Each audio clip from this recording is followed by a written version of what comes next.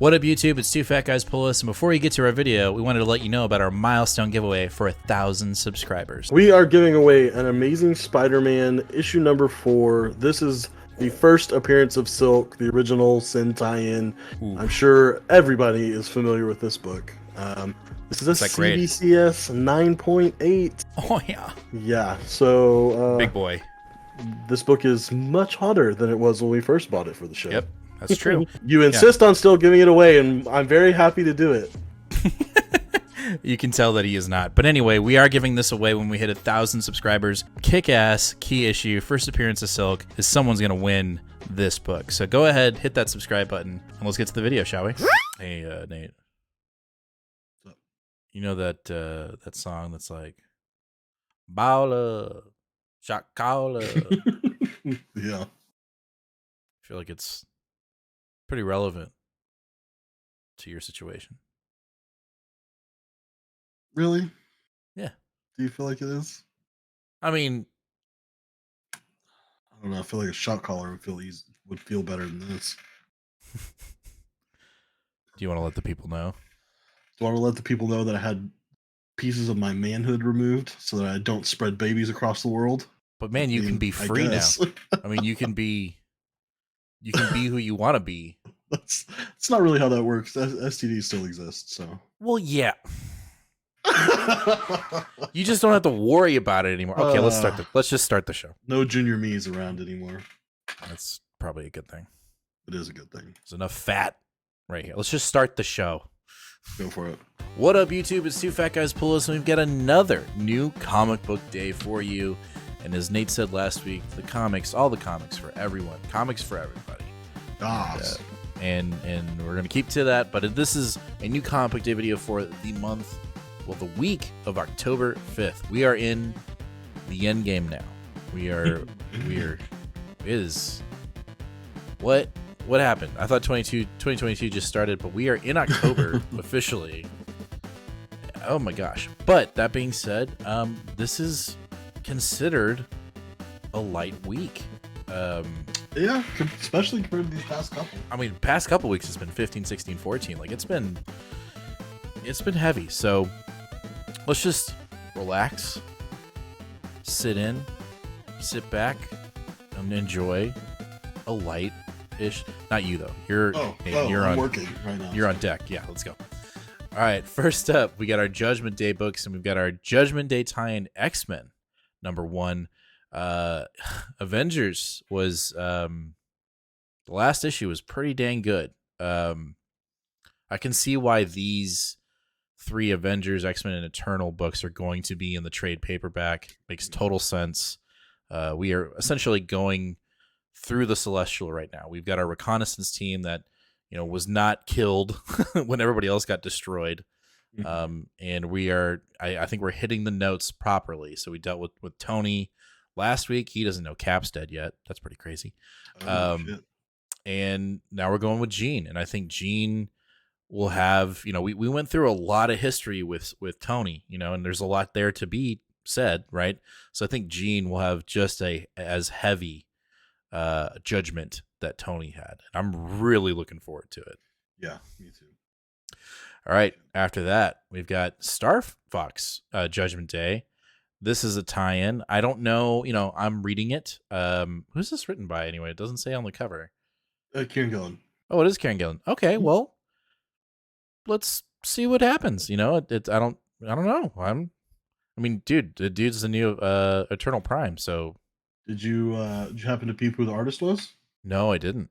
It's Danielle De Niculo, the Seven Secrets artist. Okay.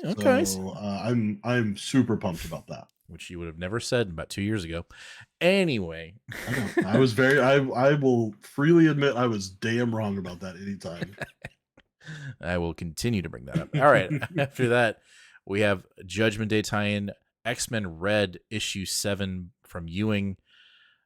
I have very big expectations for this book. And Ewing has not let me down yet. I mean, he has not. This book has been solid. But the one thing that has been looming, I think really with Krakoa since Arakko was set up, is this unbeaten. I forget how to say her name. Is it like Iska? Iska the Unbeaten, right? She's always on the winning side. That's her power, right? Mhm. I feel like she's about to lose. The question is, She's gonna lose today.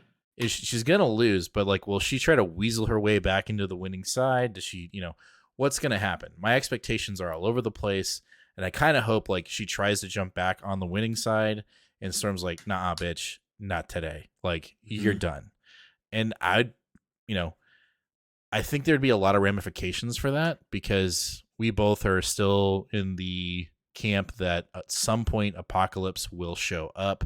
He will be back, and if Genesis shows up and her sister is dead, it might be a problem. Yeah, that would probably be a big problem. But I don't think we're going to. I don't think Al Ewing is going to step off the gas of this train he's been going down. That Storm is literally like the tits on Arako. Like she is the number one. So yeah, and I want to dive deeper into another conversation about the X books here in a minute. And it'll go into this next book, but I feel like the X books are in a really weird spot right now because there's some that are just like really kicking ass, and then there's some that are just kind of flatlining, if not dead. And if not dead. But we'll get into that. After that, we have Marauders issue number 7. Talk about a book that's not really, I don't think dead. I think it's in the middle between doing really well and just kind of like keeping pace. Because we're treading new ground, right? We're dealing with the mutant primes, if you will, of the origins of mutants essentially within the cosmos, and we're still dealing with the Shi'ar Empire just kind of getting their asses handed to them and having like a secret crusader cult within them just still being disbanded. All that just sounds awesome. Yeah, this book is still really interesting. Very much doing its own thing outside of what we've got going on as a whole and Judgment Day. Last we did our like mandatory crossover last issue, which from what I remember wasn't too much of a dabble, but it was cool. I think it was no, nice. I don't remember it was bad. I just don't remember it being particularly impactful to the overall story. No, it wasn't consequential. It was just kind of getting more of like a character dive and history lesson from each member of the Marauders and just being like, oh man, that's some heavy shit. Like that was more that than moving the Judgment Day needle. But I'm glad we're back on track. Interesting thing to note, if you are like me and one thing that turns you off about this book is the cover art, which again, I'm not saying is bad, just personally not my style. Looks like Peach Momoko will be our cover A artist for at least 3 months. So when was the last time we had a Peach Momoko cover A? Like straight up. Right. Like what have we done to be so blessed? Issue number 9 specifically really draws out her own like Demon Days look. The guy looks like he could be in that book. So pretty cool. Looking forward to that being on the show when those pop up. Yep. All right, after that, we're jumping into our other titles with Marvel. We have Ant-Man, issue number 4, and what a doozy was dropped in issue 3. Al Ewing is getting his Donny Cates on, apparently. I guess he's a little bit inspired after he co-wrote Thor, the Thor tie-in. But he is going ham, and this is the last issue in this little Ant-Man run where we have this futuristic Ant-Man taking other Ant-Men within the Marvel history to help him fight. I'm not going to spoil it, but fuck, that's crazy. You know what I'm saying? And I'm impressed. I'm very impressed. I took a leap of faith, and I know that's really weird saying that about Ewing, and I really just all gauged it on his first Beyonders run where we were going really cool, and then we were like, wait, what? And so clearly he has learned from that situation. And I know I'm talking out of my ass right now because Ewing has done a ton of other things that are really kick-ass that we've never been exposed to. For sure. But overall, I think as long as this goes out with a bang and not a whimper, congrats, Al Ewing. You did it. You wrote an Ant-Man series that felt like it had some weight. Yeah, I'm going to pick this one up. Is this the last issue or one more? This is the last issue. Okay. Issue. It'll be a short little trade. Be easy to pick up. Yeah, for sure. All right, speaking of Donny Cates, we have Hulk, issue number 9. And surprise, surprise, Ryan Ottley is still on the book. And this issue's been pushed back for a minute. Hell of a long Um, time. but I'm glad it's back. My only concern is we haven't had the original storyline in our hands for a pretty long time. I am intrigued with this because we are actually setting up. I don't know if it's an alternate reality or if this is the new Hulk planet, but the alternate reality that Bruce visited, and I think issue 6. I can't remember. Was issue Uh, 6, which was released in April, by the way. there we So go. that was the Uh, last time we were on the main story. that Earth had essentially created everyone into Hulks, and not in a good way, like in a very shitty way. Mm-hmm. You right there? You good? Sorry. Yep. Just readjusting. No, I'm just making sure you're good. I don't want to, want to take it as slow as we need to take it. Anyway, um, and it looks like all those Hulks have been shipped off to this planet.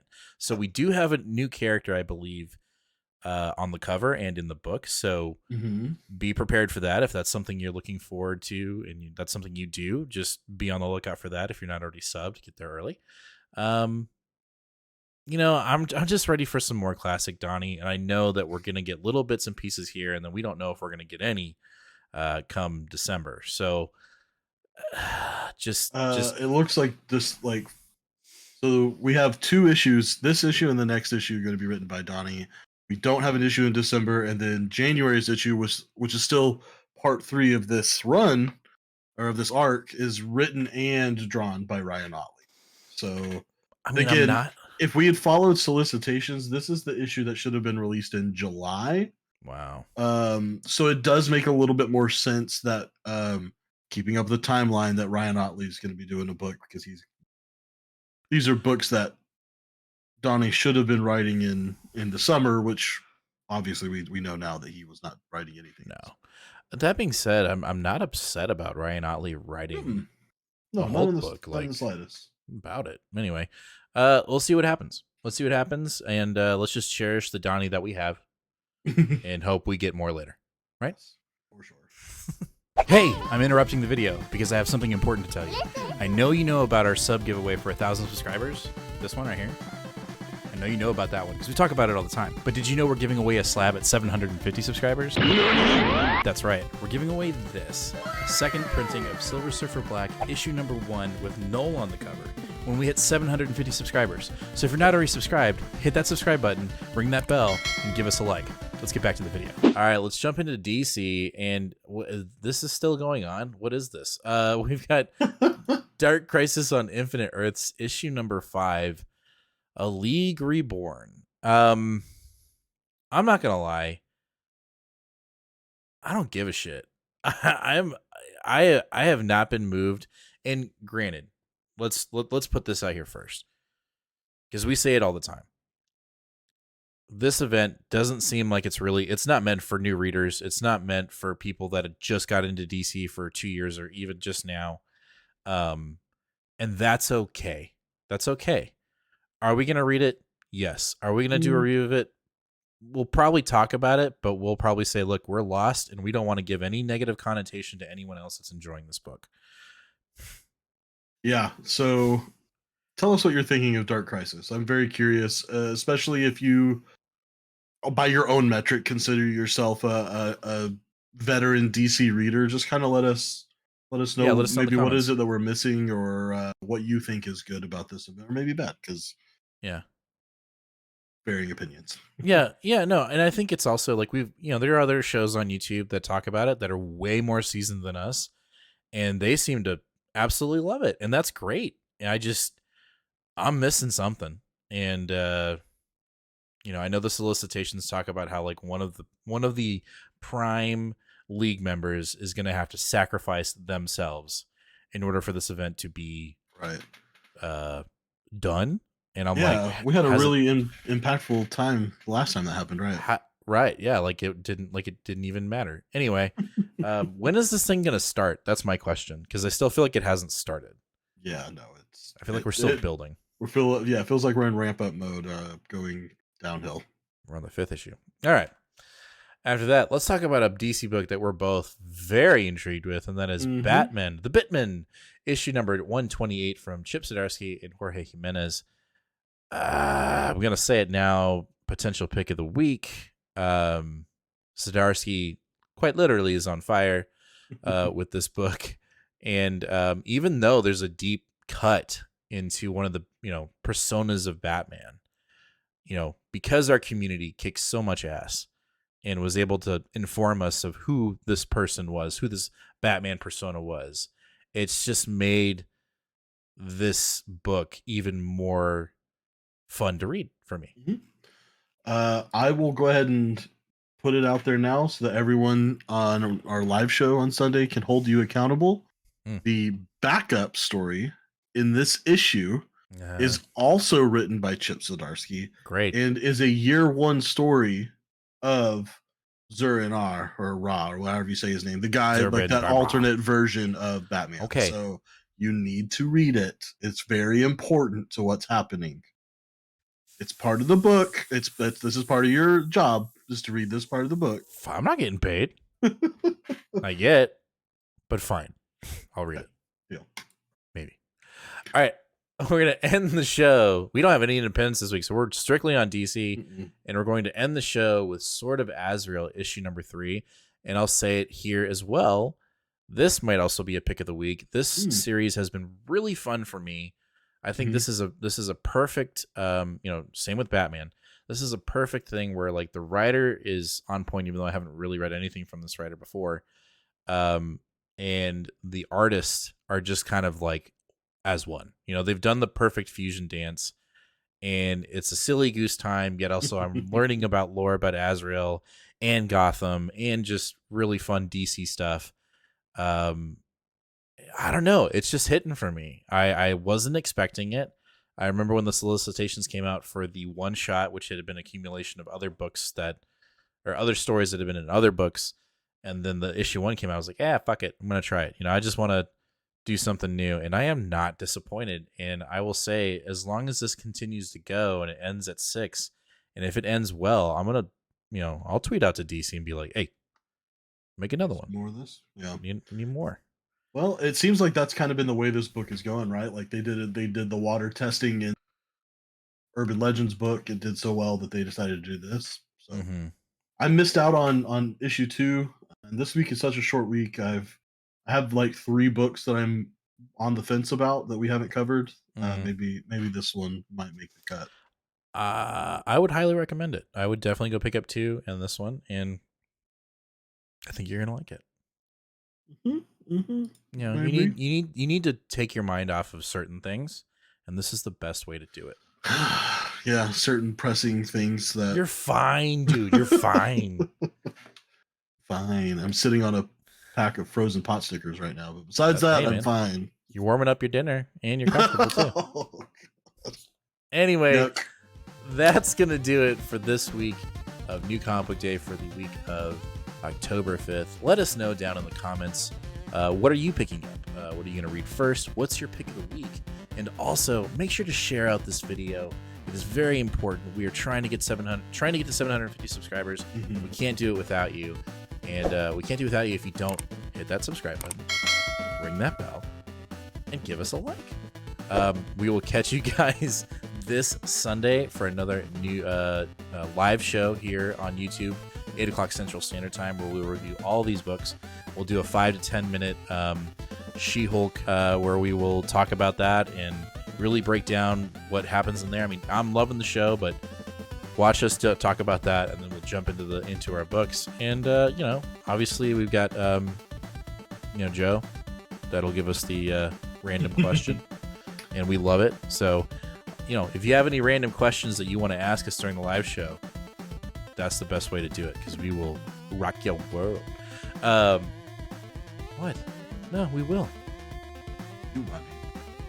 You'll be fine. By the time we have this next show, you're gonna be fine. I can't lift anything more than 10 pounds for a week. We need to stop talking about your balls. Anyway, make sure to show up for church. Listen to us talk about comics. Oh God, I was like, wait, what? I'm the church. I got Listen, it. Yeah, I'm referencing the show as church, right? Like, because we preach about good comics. We need to end this. We'll see you guys later. Bye. As always, be kind to one another and read more comics. Later, fam.